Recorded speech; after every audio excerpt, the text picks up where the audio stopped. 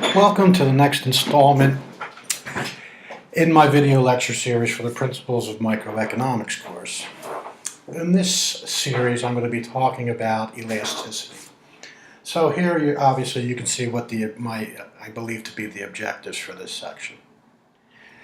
Number one, you should be able to calculate and interpret three types of elasticity measures. Number one, we're going to calculate something called the price elasticity. We're also going to calculate something called the income elasticity, and we're also going to calculate the cross-price elasticity.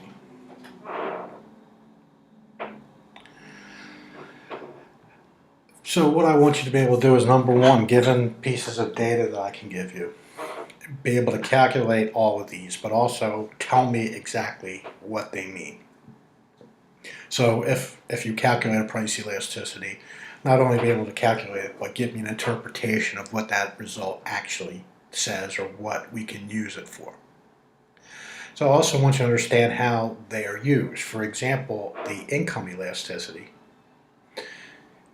will help us determine if goods are normal versus inferior. So the income elasticity that we calculate will help us determine the difference between normal and inferior goods. And the cross-price elasticity, that will help us determine the difference between a substitute and a complementary good. All right, for this last one, let me get rid of this. I already did a separate video for this, so I'm going to be putting a separate video in for that one. So actually, let me leave it in there, and I'll just, in the editorial phase, I will add that in. So make sure that we understand that also in this video I'm going to show you the difference between price elasticity and total revenue. So this is going to be important because if you know information about the price elasticity, you can glean information on how you can change prices in order to increase the revenues of a firm. So it's an important piece of information. And like I said, I will, in the edit, when I edit this all together, or actually when I have somebody edit this together, because I'm not a person that's very good with film software, etc., that they will edit the price elasticity total revenue video onto this. All right, let me bring in the next slide here. So price elasticity, what does it actually do? It measures the responsiveness and quantity demanded to changing price. So if I change the price of a particular product, how much is the quantity demanded going to change because of that? So if we take a look, here's our price elasticity, and if we take a look at this as the interpretation of it here, the price elasticity is the percent change in the quantity demanded divided by the percent change in the price. So make sure you remember that. It measures responsiveness. Price elasticity does to a changing of the price and how much quantity demanded is going to change because of that. And the coefficient that we get, or the answer that we get, is exactly this. It's the percent change in the quantity demanded over the percent change in the price. So for example, if we were to get a price elasticity of 1.6, now the one thing I want to point out to you is this thing down here at the bottom. Your price elasticity is always going to be negative. All right. The reason for this is that the demand curve is downward sloping. Price and quantity always move in opposite directions, so your percent change in the quantity over the percent change in the price is always going to be negative. Economists realize this, and they just dot the negative sign because they realize that this number is always going to be negative. So make sure you remember that when we calculate this, we're using the absolute value of our calculation.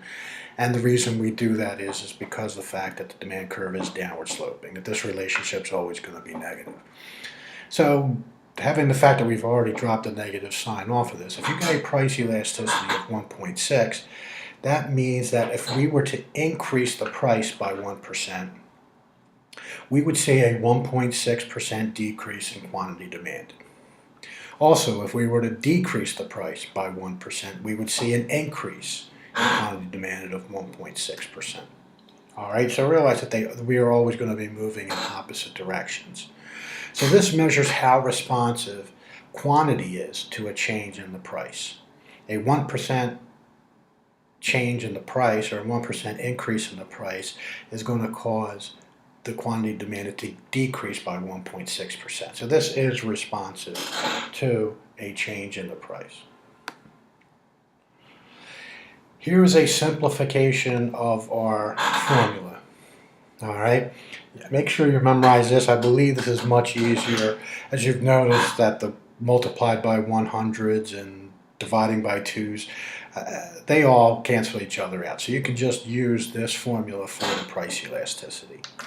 So in the numerator here, we have Q2 minus Q1, and that is divided by Q1 plus Q2. The reason is, remember that we are using the midpoint method. Now, if you looked in your textbook and you read through your textbook, you saw that the first formulation of how to calculate the price elasticity of demand, you got different answers depending on which direction you went from. If you went from Q1 to Q2 or Q1 to Q2, you got different answers. So we want the price elasticity to be invariant to that. So here we are using the midpoint method. We are actually calculating the price elasticity between the two price quantity combinations that we use to calculate the price elasticity.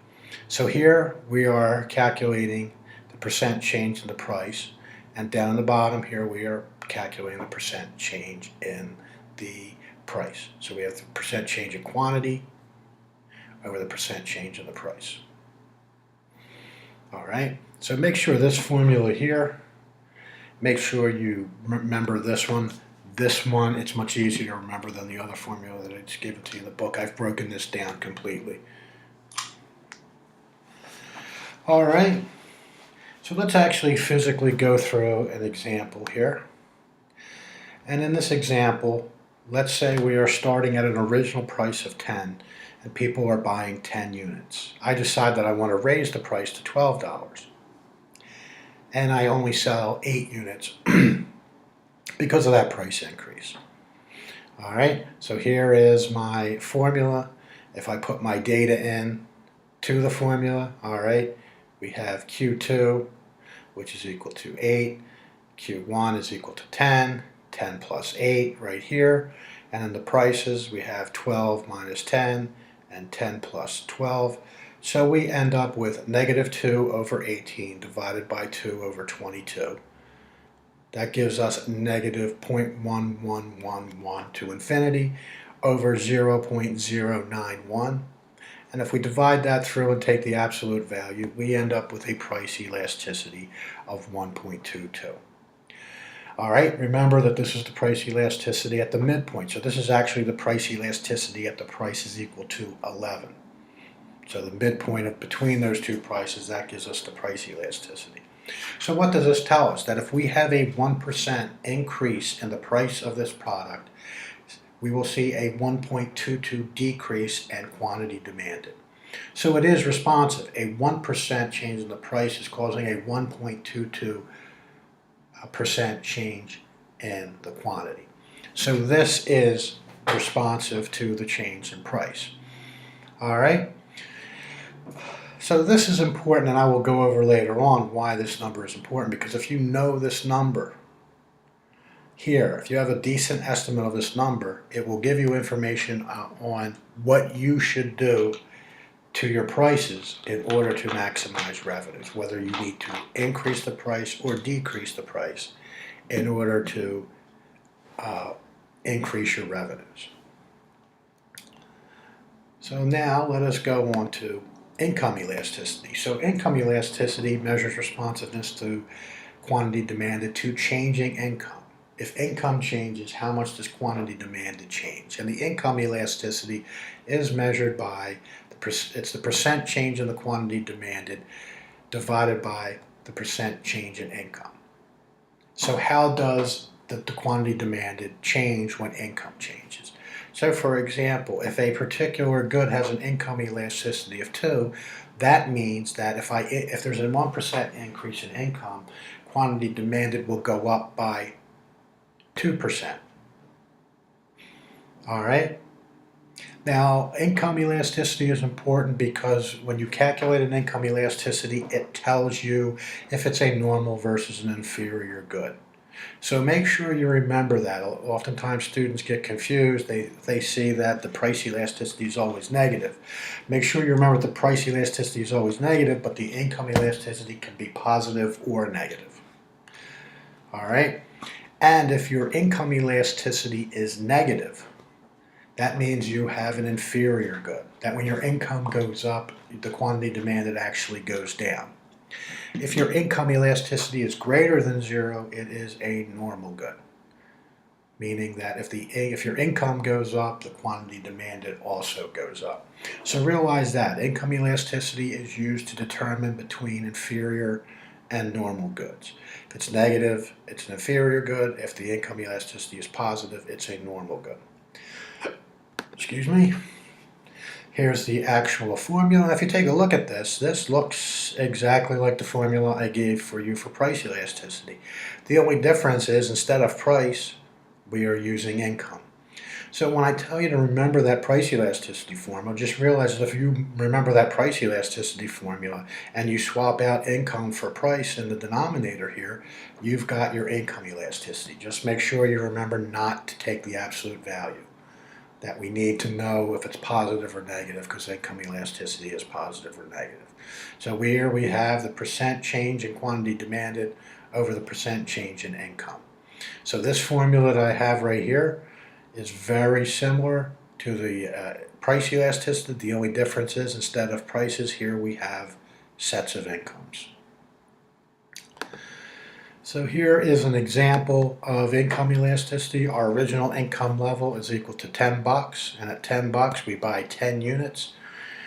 Income level increased to $12, and now individuals are purchasing 14 units. So here's our formula, and we just put 14 in for Q2. We minus 10, which is Q1, and we have 10 and 14, which we add together. Then we have income of 12 minus 10, so we have income 2 minus income 1 over income 1 plus income 2. That gives us 4 over 24 and 2 over 22, which gives us 1.66 over 0.091, and if we divide that through, that gives us an income elasticity of 1.83. What does that mean? That if we have a 1% increase in income, quantity demanded will go up by 1.83%. Since this number is positive, we have a normal good. When income goes up and quantity demanded goes up, that is a normal good. So since we have a positive sign on the income elasticity, this is a normal good that we've calculated here. And finally, we have the cross price elasticity. This can be confusing sometimes for students. The difference here is you have to make sure it measures the responsiveness and quantity demanded of one good to changes in the price of another good. For example, if I wanted to look at how much quantity demanded changed for Pepsi when Coca-Cola changed their prices, I would be trying to calculate the cross price elasticity. So that's the part that students oftentimes get confused with this. That basically we want to see how much the quantity of good A is changing based upon the fact that the price of good B is changing. So that's what students oftentimes get confused with. They see the price elasticity and they realize it's the price of beer and how much it's changing the quantity demanded of beer. With cross price elasticity, remember, it's the price of one good and how that impacts the quantity demanded of another good. So the cross price elasticity gives us this. It's the change in the quantity demanded of good A when we change the price of good B. The example I gave you is how much would the demand for Pepsi change when Coca-Cola changed their price. So for example, if you see a cross price elasticity, and I do XP, X for cross, so with the cross price elasticity of 3 means that there's a 1% increase in the price of good B, let's say Coke, this would cause a 3% increase in the quantity of good A, Pepsi. So for example, if the cross price elasticity of demand for Pepsi is equal to 3, if Coke raises the price by 1%, quantity demanded of Pepsi is going to go up by 3% for Pepsi. So this just shows you the cross relationship of prices, how not only the price of a good, but the price of related goods. Also realize that the cross price can be positive or negative, just like the income elasticity. All right, so if your cross price elasticity is less than 0, they are complementary goods. So if we have a negative number for the cross price elasticity, you end up having a complementary good. In the example I gave here where it was positive, these two goods are substitutes for one another. As the price of good B goes up, people substitute away and start buying more of good A. So when when Coca-Cola goes up in price, people substitute away and buy more Pepsi. So when the price of A goes up, the quantity demanded of B goes up. So we have the positive sign there. I didn't actually do a calculation for this one. I figured that if you can do the calculations for price elasticity and income elasticity, you should be able to do the calculations for the cross price elasticity. All right, so I hope this has been of some help. Also note that I'm going to, as an editorial note to the the editor who's doing this is the cut point here, and that we are going to move into the video where we talk about the price elasticity and total revenue along the demand curve.